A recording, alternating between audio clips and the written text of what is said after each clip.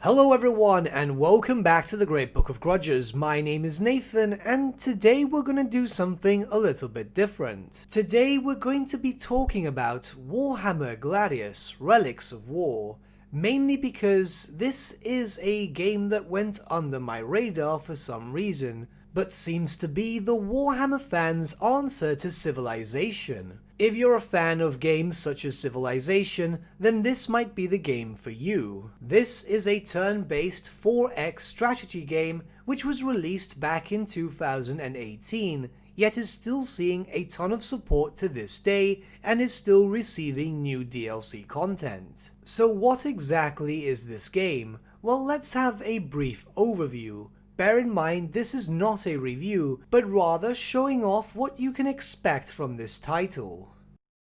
There are a fair amount of different playable races from the 41st millennium. Bear in mind that a few of these are also tied to paid for DLC, but as it stands, you can currently play as the Astra Militarum, also known as the Imperial Guard, the Chaos Space Marines, the Craftworld Eldari, the Necrons, the Orcs, the Adeptus Astartes, the Space Marines, the Tau, and the Tyranids, and it is expected to see more content being released in the future. Each of these different factions play rather differently. It follows more around their lore in the 41st millennium. So say for example, the Tyranids themselves are a swarm faction. The Space Marines are less in number but more elite. The Necrons themselves are more powerful as they regenerate, and so on and so forth. If you have a basic knowledge of Warhammer 40,000, you already more or less know how each of these factions are going to play. The game itself is centered around how you want it to be. Through the basic game rules, you can change the difficulty, the world size, landmass, and game pace. All very standard stuff.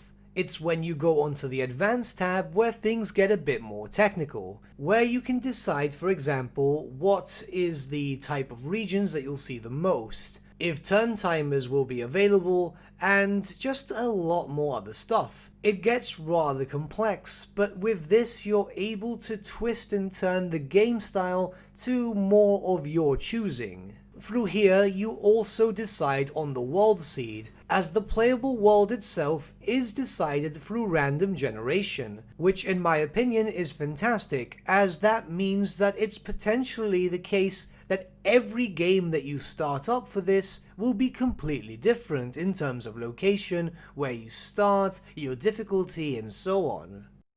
And this game itself is rather large scale, as it can support up to 16 players into one game. You can have a lot of fun here, especially with all the different types of playable races and factions. If you want big apocalypse style matches, you can do so easily.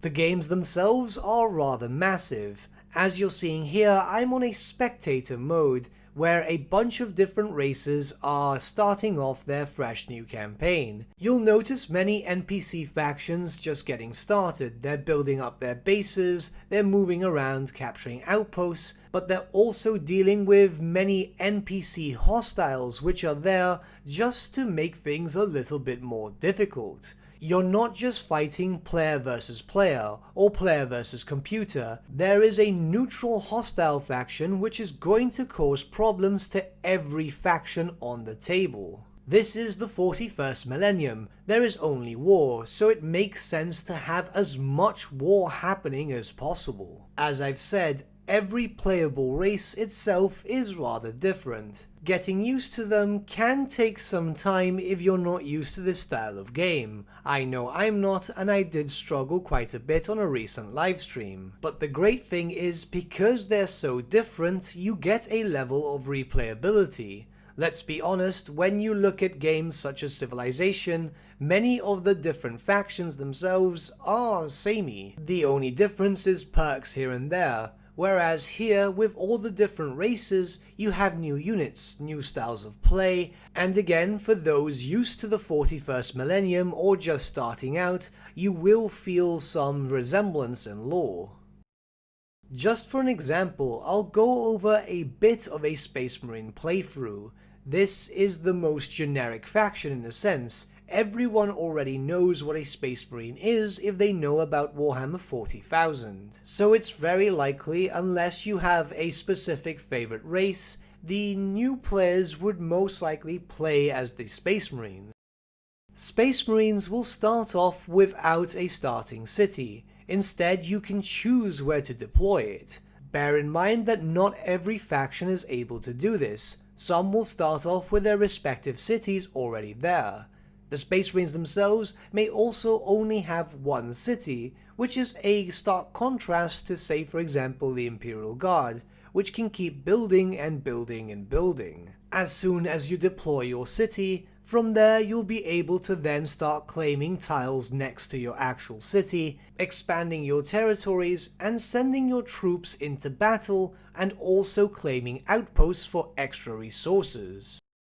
Resource management is also very important when it comes to this game. Of course, certain races and factions will have access to different resources, but the gist of it is all the same. Take over tiles and construct buildings which will produce resources. Certain tiles will also have resource benefits. There are also tiles that you don't need to construct on to get some extra resources. These are known as outposts. With these resources, you are able to construct more buildings, learn from your technology tree, or even train troops to be able to fight off the hordes of enemies. Research is separated into separate tiers. Each of these tiers will be able to allow you to unlock either bonuses, different types of weaponry, new units, or even new buildings. The higher the tier, of course, the more endgamey style of unit, building, and so on. It is advisable not to randomly pick stuff from each tier, as certain unlocks will only benefit certain styles of play, so play around and see what actually benefits you. If you can take it slow without jumping through turns so quickly, it won't be long until you'll start to notice yourself growing more and more, and you'll notice very visual changes as your encampments get larger and larger. The more you build on the tiles, the more full they'll become, and it's rather satisfying to see a small bastion become a rather large citadel. Of course, I'm not going through a full playthrough of this. This is just a very brief introduction. The game itself is absolutely massive. I've only been introduced to it fairly recently, and I've already managed to clock in a fair amount of hours. It's actually incredibly fun, especially with all the different choices in terms of playable races. As they all have different playstyles, it's easy to just find yourself trying to experiment. Of course, they have some similarities to each other, so it's not like you're going into each new game with a new faction blind. As far as I've seen, the game itself is quite active. It's still receiving DLC content, and there is hints towards new stuff coming in 2021. I've also noticed through conversation with some modders that the modding community is also quite buzzing, adding in loads of new fan-made content, including new playable factions. I do highly recommend this game, especially if either you're a fan of Civilization-style games or a fan of the Warhammer 40,000 universe. If you're watching this video around the time that it's dropped, it will also be the Steam Winter Sale, and I can happily confirm that it's currently on a 65% discount on Steam. All the DLC packs also seem to be on discount. They all vary in terms of discount price, but you can't go wrong. Neither of the DLCs are that expensive, and to be honest, they all add in some flavor. And I've been considering creating content on this for some time now, possibly in the same style as I do for Total War Warhammer, some faction focus videos, and even some mod reviews. And if you'd like to see that type of content featured on the channel for Gladius, please let me know in the comments below, as obviously it would be in my best interest to see if you guys are actually interested in this game. I'm just surprised that we've seen a Warhammer 40,000 game in recent times that is A, actually good, and B, hasn't been abandoned by its devs. The game plays incredibly well. I am enjoying it, as I said, and I'm looking forward to playing this as much as possible during some free time. But with that, my friends, we've come to the end of our video. Thank you so much for watching. If you did enjoy the video, might I suggest giving the video a like, or even subscribing to the channel, as it really does help us out.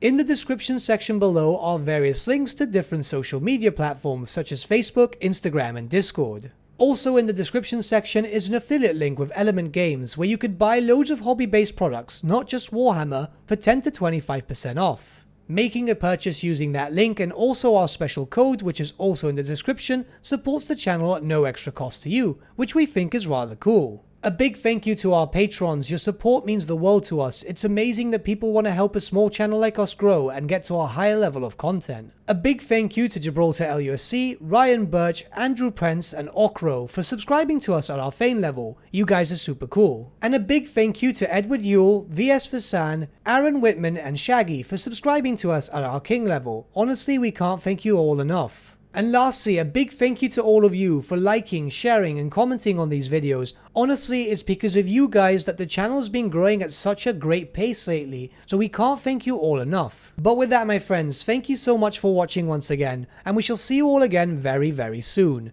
Have a good day.